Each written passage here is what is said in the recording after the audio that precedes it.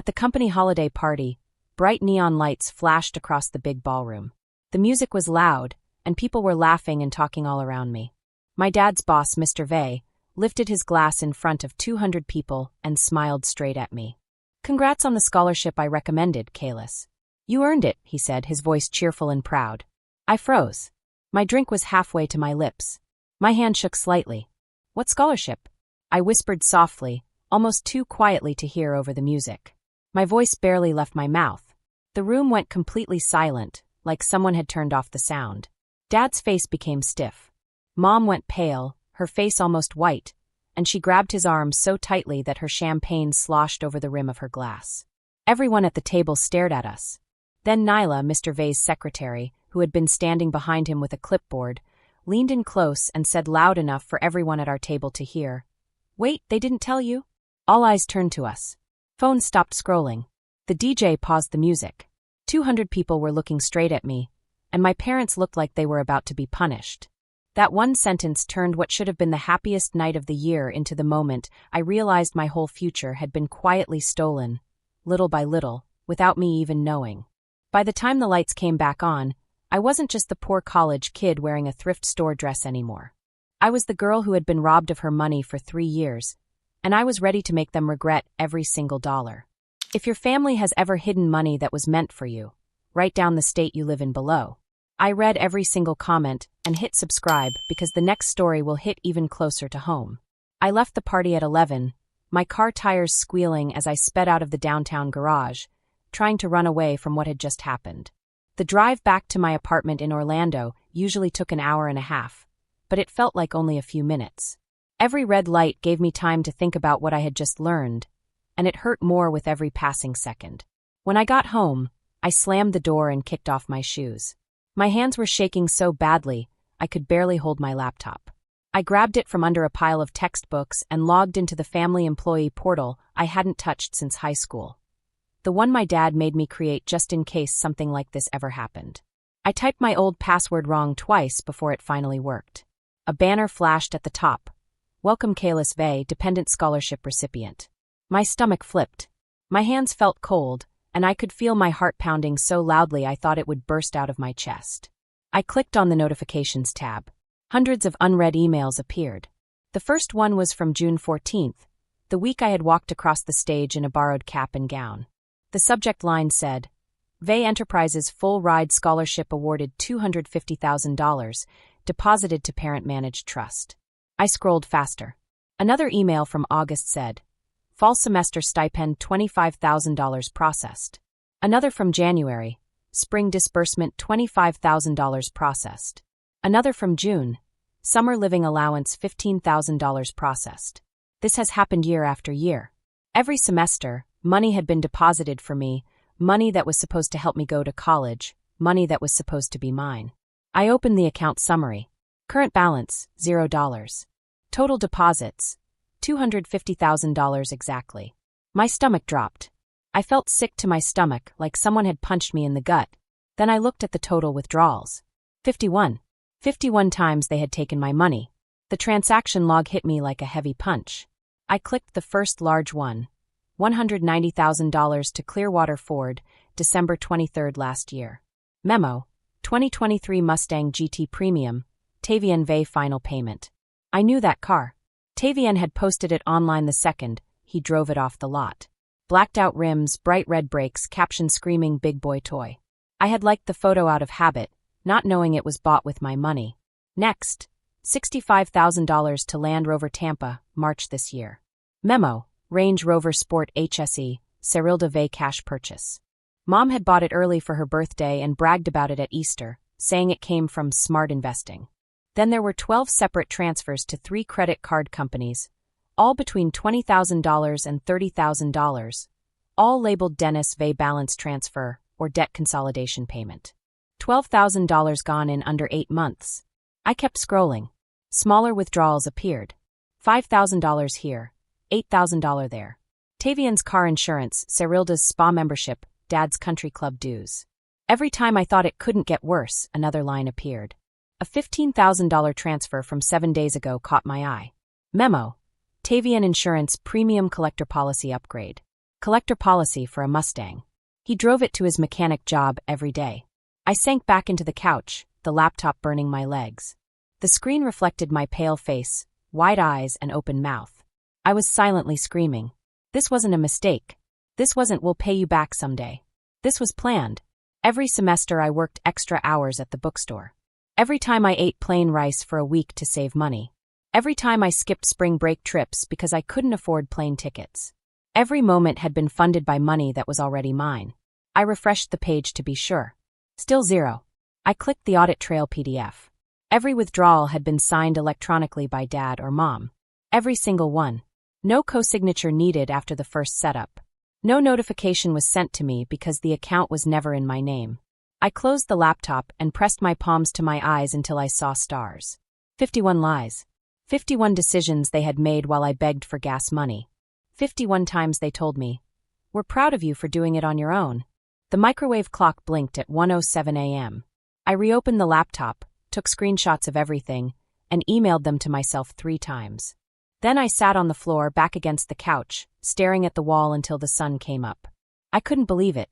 They weren't done spending my money, and I wasn't done fighting for it. I called Dorian before the sun was fully up. Phone pressed to my ear, I paced my tiny kitchen. He picked up on the 3rd ring, voice still thick with sleep. "Kaylis, everything okay?" I didn't waste time on small talk. "The scholarship you mentioned last night. What exactly did you recommend for me?" Pause. Then the rustle of sheets. The Vey Enterprises Legacy Award, full ride to any state school, plus a $50,000 annual stipend. I put your name in 3 years ago when you aced those AP exams. Your dad said you were set on community college first, so we parked the money in a parent-managed trust until you transferred. I gripped the phone tighter. Why? Because the accounts are empty, Dorian. $250,000 gone. Silence. Then a sharp inhale. That's impossible. I signed the paperwork myself. Dennis told me every semester you were taking it slow and using the funds for living expenses. He even sent thank you emails from your account. My blood turned to ice. He continued, "I have them right here. Forwarded progress reports, class schedules, even a thank you note with your signature. You're thriving at Valencia and plan to transfer next fall. Sent last spring." I closed my eyes, remembering the day Dad asked to borrow my laptop because he wasn't working. He had sat there for 20 minutes while I showered. Dorian's tone shifted. "I'm pulling the full audit first thing Monday. If even 1 cent was misused, the foundation will handle it." I thanked him, hung up, and stared at the folder of printouts on the counter. Every lie now had a timestamp. I grabbed my keys. The drive to the Tampa suburbs took an hour and a half. I didn't turn on music, didn't stop for coffee, just held the wheel tight and rehearsed what I would say. By the time I pulled into the driveway, the sun was low and orange behind the palm trees. Mom was in the kitchen stirring something that smelled like garlic and tomato sauce. She looked up when I opened the door, her smile freezing halfway. "Kaylis, honey, what are you doing here?" Dad walked in from the living room, remote still in hand. The Braves game was paused on the big TV. He stopped when he saw the thick folder in my arms. I didn't speak until the door clicked shut behind me. Then I dropped the stack on the kitchen island, fanning out bank statements and memos. Dad's face drained of color so fast I thought he might faint. Mom's spoon clattered into the pot. I met their eyes, one then the other. Dorian had just confirmed everything. 3 years, $250,000, 51 withdrawals, and every single one had been signed by them. Dad opened his mouth, closed it, opened it again. "Sweetheart, we can explain." "No," I cut in, voice flat. "You don't get to call me that anymore. Start talking now." The remote slipped from his fingers and hit the tile with a crack that echoed through the sudden silence. I walked straight into the kitchen without a word and dropped the folder on the island, so hard the silverware rattled. Mom spun from the stove, a wooden spoon dripping red sauce onto the tile. Dad froze in the doorway, beer halfway to his mouth. Mom found her voice first. "Kaylis, what on earth?" "Sit," I said, my tone sharp. They sat. I flipped the folder open and spread the pages like cards, bank statements, transfer memos, signatures. 51 pieces of proof. 51 lies. 51 times they had taken what was mine. I stared at them, my heart pounding, and for the first time in my life, I realized I wasn't afraid. Not really. I was angry, but I was ready. Dad tried to laugh, but it got stuck in his throat. "It's not what it looks like," he said quickly. "Then tell me what it is," I said. I leaned on the kitchen counter so hard that my knuckles turned white. From where I was standing, it looked like they had taken every single dollar of my $4 million scholarship money and spent it on a bright red Mustang, a big SUV, and a bunch of credit cards that were completely empty now. Mom's eyes filled with tears. "We only borrowed it, baby," she said in a soft voice. "Borrowed?" I repeated, feeling my chest tighten. "There's no plan to pay it back. No interest. No notes. No schedule. Just 51 times you took money out, and now the balance is zero." Dad rubbed his forehead. "Tavian needed a car for work. The shop wouldn't promote him without it. We thought that when you transferred to a 4-year school, we'd put the money back." I felt my fists clench. Tavian needed a $90,000 Mustang? He's 26 years old and still lives above the garage. And you spent money on textbooks for me that I couldn't even afford. Mom reached for my hand. I pulled it back. "We never meant to hurt you," she said. "We thought next month we'd win it back at the casino, or Dad's bonus would cover it." I didn't feel sorry. I pulled my phone out of my pocket and hit record. I set it on the counter so the red light blinked at them. "Everything from now on is evidence," I said calmly. The garage door rumbled open. Tavian walked in, wearing a greasy work shirt that was half untucked, and spinning his keys on his finger. He stopped when he saw the look on our faces. "What's with the serious vibe?" he asked, tilting his head. I slid the Mustang transfer papers across the counter. "Recognize this signature?" He glanced at it, then shrugged. "Family money, family decisions," he said like it was nothing. I stared at him. "It literally has my name on the award letter. Not yours. Not theirs. Mine." Mom started sobbing quietly. Dad tried to speak, but the words came out weak. "We can fix this. Sell the cars. Take out a home loan." "It's too late," I said, my voice steady. Then my phone buzzed. I showed them a text from Nyla. "Dorian still has no idea. He thinks you're thriving." "I'm so sorry." Mom gasped. Dad's face turned pale and older in an instant. Tavian said quietly, "You're really doing this?" I met his eyes. "Over money?" "No.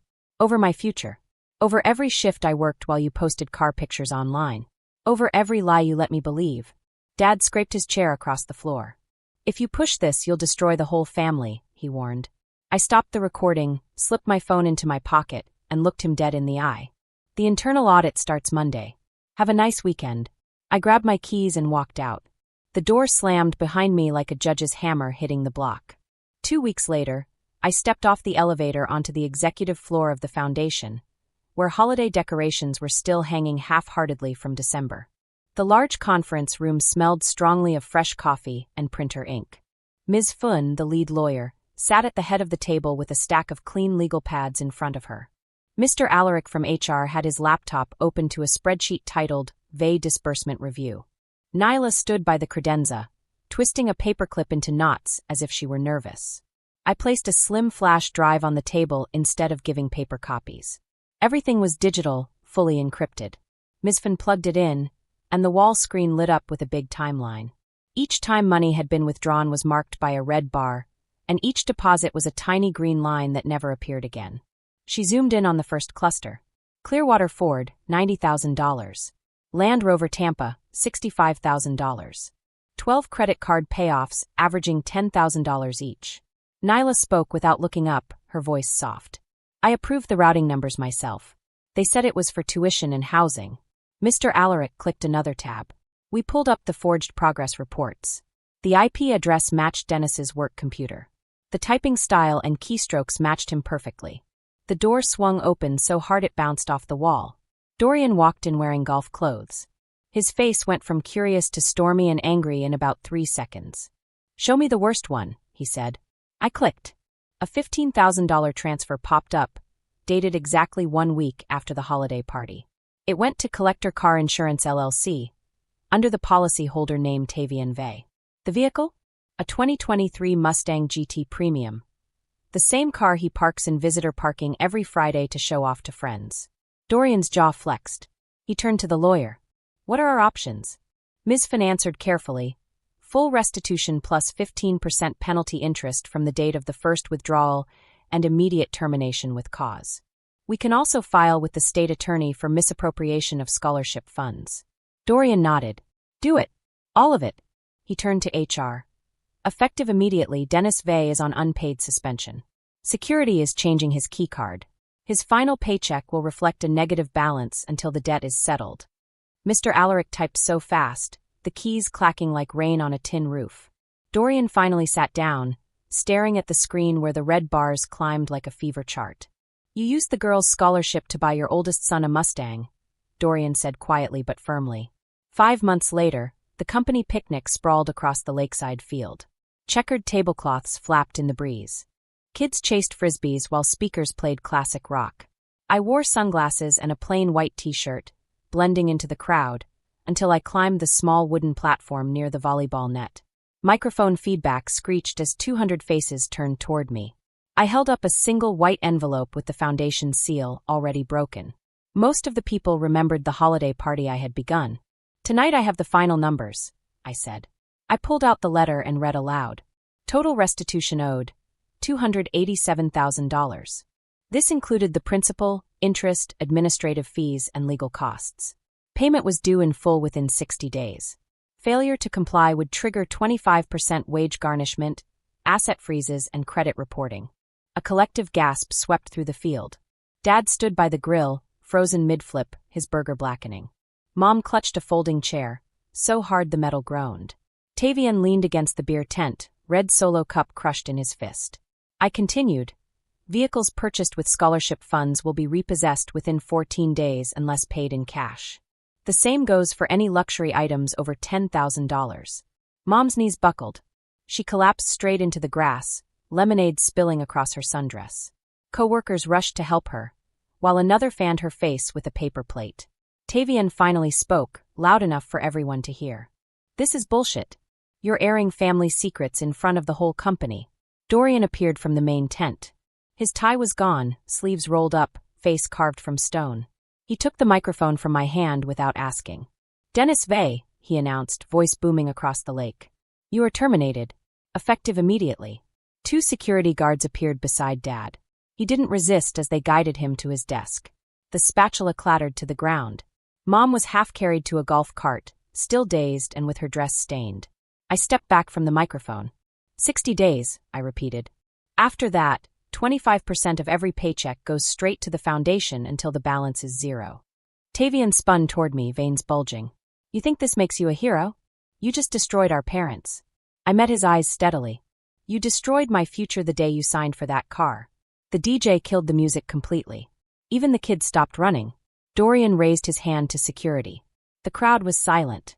The picnic, the lake, the frisbees, even the laughter, it all stopped. People watched as the consequences of years of lies and bad decisions unfolded in front of them. Employees whispered to each other. Some raised their phones to record every moment. The seriousness of what had happened hung over the field like a heavy cloud. I could feel the weight of the scholarship, the money, and the lies like a backpack I had been carrying for years. But now it was finally in the right hands. Dorian looked at me one last time. You did the right thing, he said quietly. I'm proud of you. I nodded once, my hand resting on the flash drive in my pocket. It felt heavy like a loaded gun. But it wasn't a weapon. It was the truth. The red bars on the screen back at the office pulsed one last time in my memory, showing every withdrawal, every lie, every betrayal. Justice was slow, but it finally arrived. And for the first time in a very long time, I felt like I had taken back what was mine. My scholarship, my future, my voice. It all finally belonged to me again. They moved in. Tavian stepped back, breathing hard. His chest rose and fell fast, until he bumped into the beer tent. Cups fell over, spilling foam everywhere onto the grass. Nyla ran closer, her phone still recording. Dad was being led past the volleyball nets, past the bounce house, past every coworker he had worked with for a long time. Some people looked sad. Some people looked shocked. I folded the letter carefully, putting it in my pocket. Then I walked off the stage. The crowd moved aside quietly, letting me pass. Nobody said a word. Dorian caught up to me halfway to the parking lot. You okay? He asked gently. I nodded once. He watched as the golf cart drove away. Dad's head was bowed, looking at the ground. Mom leaned against the seat, her arms crossed. Dorian whispered, They'll never work in this business again. Good, I said quietly. Nyla lowered her phone. She whispered, It's already trending on the company Slack. #Justice for Kalis. I didn't smile. I just kept walking, feeling the envelope heavy against my hip. The weight inside it finally felt right. Dorian looked back at the field one last time. Pay $287,000 in 60 days, or wage garnishment of 25% begins, he said quietly. He didn't need a microphone. The silence around us made the message loud enough. When summer rolled around again, the neighborhood looked smaller. The palm trees looked thinner. The mailboxes were rusty. I drove past the old house on my way to the airport. The windows were down. The radio was off. A bright orange sticker was plastered on the garage door.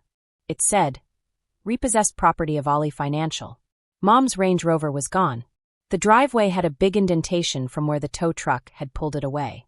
3 houses down, Tavian's apartment complex had a yellow notice taped to the community board. The Mustang sat on cinder blocks in the guest lot. Its wheels were missing, and a boot was clamped to the frame. A handwritten sign on the windshield read, "Do not tow, dispute in progress." Someone had scratched the hood anyway. Dad had been out of work for 12 months straight. His LinkedIn page still said he worked at Vay Enterprises, but the last update was frozen the day of the picnic. The few interviews he landed ended as soon as the interviewers Googled his name. Being fired for cause followed him like a scarlet letter. Mom worked the evening shift at Starbucks on Dale Maberry. She wore the green apron over the same sundresses she used to wear to brunch. I saw her once through the drive-through window. Her hair was in a messy bun. She smiled for the customers who had no idea she once drove a $65,000 SUV. She handed over a frappuccino with whipped cream shaped like a heart, and she never looked up. Tavian bounced between small jobs at oil and chain shops. He lived paycheck to paycheck. His credit score was in the low 500s. His collector policy insurance lapsed. The Mustang was impounded for unpaid tickets. He moved back into the house after the bank scheduled it for closure. He slept on the couch because his old room had become storage for boxes labeled, "Kitchen, do not open." I transferred to NYU with a fresh scholarship. Dorian helped push it through the board. Plus, every dollar of restitution was wired directly to a new account in my name only. No co-signers, no parent access, no loopholes. The house finally sold at auction for half of what they owed. The moving truck came on a Tuesday. I wasn't there to watch, but Nyla sent me a photo. Dad was loading a single duffel bag into a 10-year-old Corolla. Mom carried a cardboard box of photo albums.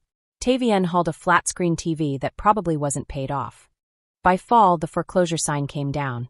It was replaced by a young couple with a baby stroller and a golden retriever. They painted the front door teal. Life moved on. I was unpacking in my dorm in Washington Square when the email pinged. The subject line read, "Restitution complete. Vay Foundation. Body, final payment wired. Account balance 0. All restrictions lifted on Kalis Vay only. Congratulations on your new beginning." I stared at the screen until the words blurred. No interest charges. No collection calls. No more looking over my shoulder. I closed the laptop and opened the window. The city noise rushed in, car horns, sirens, someone laughing on the fire escape below. Real life. My life. The past was paid in full. The future was finally mine. 2 years later, I walked across the NYU stage in Washington Square Park. My black gown flapped in the spring breeze. The diploma felt heavy in my hand. The announcer called my new legal name loud and clear. Kalis Vay. No Vay attached. The courthouse in Orlando had made it official 6 weeks earlier. $200 in 30 minutes erased a surname that never belonged to me. I scanned the sea of families waving signs and popping champagne. One section stood out. Dorian rose first in a navy suit, clapping slowly and deliberately. Beside him, Isolde Vay, his mother, stood elegantly. Her white hair was pinned back. Pearls caught the sun. Her hands clapped together with quiet pride. Only 2 people, no empty seats saved, no texts ignored, no fake smiles. They were the only ones who showed up. After the ceremony, Dorian met me at the bottom of the steps. He had the envelope in hand. "Starting Monday," he said, $140,000 a year, full benefits, corner office on the 32nd floor. You earned it. I took the offer letter.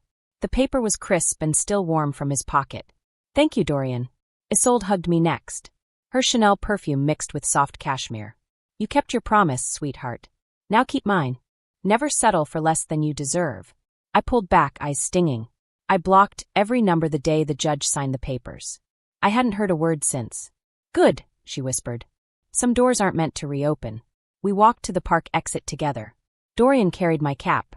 Isolde linked her arm through mine as if we had done this 100 times before. Cameras flashed from classmates, but no one asked who they were. They didn't need to. The absence of anyone else said everything. Later that night, I sat on my fire escape. The city lights flickered below. My phone was open to the blocked list. Dennis, Serilda, Tavian. 27 calls from unknown numbers I didn't answer. I deleted the list entirely and changed my number for the third and final time. Dorian had taught me justice. Isolde had taught me grace. Together, they showed me that family isn't a name on a birth certificate. It's the people who show up when the cameras are off and the money is gone. Scholarships aren't gifts for people who need cash today. They are investments in futures that haven't been stolen yet.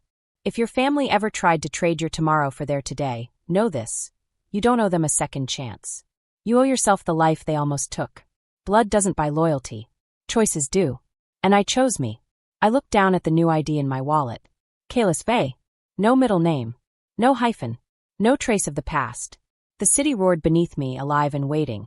I was finally free. I looked across the crowd one last time. Only Dorian and Isolde stood applauding. They were the only two who ever truly had my back. No one else remained to carry the Vey name in my place. The world below was bright, full of opportunity. I could go anywhere, do anything, and be anyone I wanted. I didn't have to look back. The past was done. My future was mine to build.